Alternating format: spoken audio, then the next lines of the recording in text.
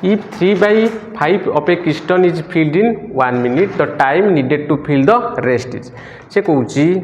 if 3/5 कौन होची 1 minute रे फिलअप होची केते मिनिट रे फिलअप होची 1 मिनिट रे फिलअप होची ताने 3/5 आकु मु जेतले सेकंड रे भी कारण से सेकंड रे पचाची ना तेनु 1 मिनिट जे तुम सेकंड रे कन्वर्ट होची केते होची ना 60 सेकंड तामाने 3/5 पार्ट 60 सेकंड रे फिलअप होउची ताले 3 पार्ट केते सेकंड रे फिलअप होबो 60 * 5 1 पार्ट ताने केते भीतर फिलअप होबो 60 * 5 डिवाइडेड बाय 3 60 को 3 ले डिवाइड करो केते होउची 20 30 60 20 50 60 ताले 1 पार्ट 100 सेकंड रे फिलअप होबो 1 पार्ट 100 सेकंड रे फिलअप होबो से कहूची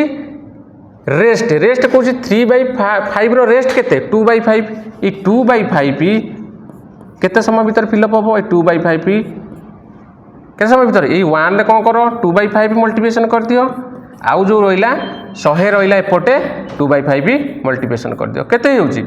20 50 100 जोटा कि 20 दुले 40 जे रेस्ट जो रोइला 2/5 40 सेकंड रे फिलअप हो जो।